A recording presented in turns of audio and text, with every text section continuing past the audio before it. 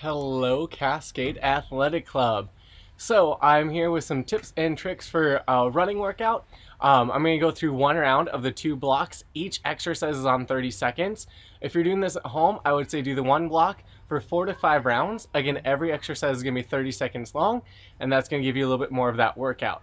So the intent behind this workout is to work on balance, power, as well as some of the muscle groups that you need to run that maybe we don't really get to work outside of running, because runners tend to have a little bit weaker cores. Sometimes we tend to shrug in with our shoulders as opposed to keeping those shoulder blades down, back, chest proud. However, this focus is going to be a little bit more core and legs today. So with that said, and without further ado, let's talk about these blocks. The first block, it's going to start out with single leg deadlifts. So halfway through the 30 seconds, you're going to want to switch sides.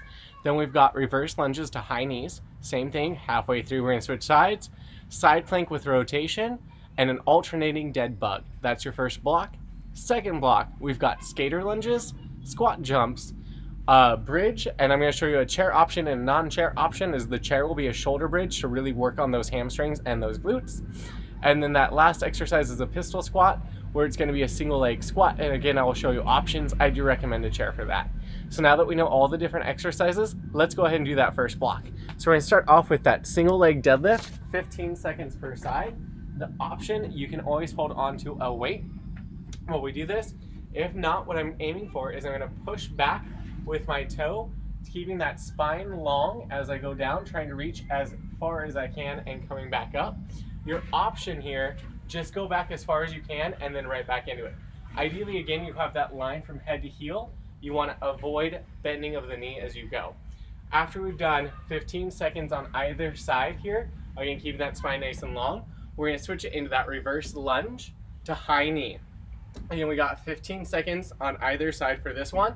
You want to make sure those knees stay out when you go down and come back up, as opposed to colliding together. After we've done 15 seconds on one side, we're going to switch, get nice and low, drive it up. Again, we are bending from those hips while we go. Your next exercise is going to be a side plank with rotation. So shoulder is stacked over that elbow that is on the ground. You're taking it up, reach through your core, and right back up to the top. That option here, go head down so you're on your bottom knee, reaching through and back up. And again, after 15 seconds on one side, we're going to do 15 on that other side.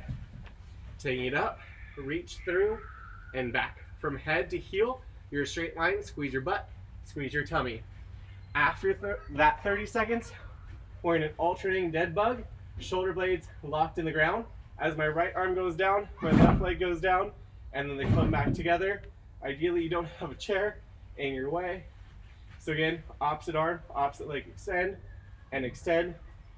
Focus on belly button in that spine as you go. Now on this one, when you get this cross patterning down, you can always try to add some weights. You want to make sure that the opposite arm and opposite leg stay stationary and don't move on you. So that's your first block, those 4 exercises. After you've done that first block, 4 to 5 times, 30 seconds per, we go to your second block, starting with the skater lunge. On this one, you can step or hop it side to side. You want to get nice and low, then step or hop, get nice and low. Again, focusing on the distance of that jump. That option here, sit into it, step, sit into it.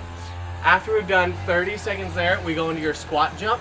Feet shoulder width apart, sit down in those hips, explode it up, right back down. You can always go to a calf raise instead. So again, plenty of options there.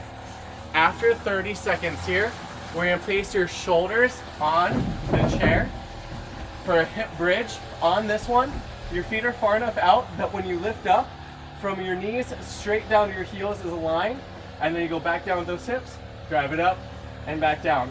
Notice how my spine moves with me. I'm not keeping my head drop back or tucking that chin, keeping that spine neutral. That option, if the chair is too much for you, you're on the ground, just giving me some bridge realness here.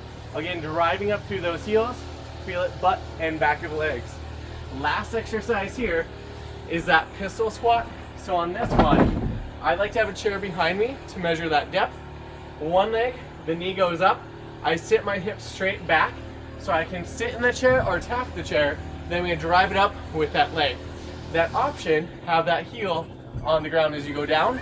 and drive it back up. Again, you're gonna do 15 seconds per side there.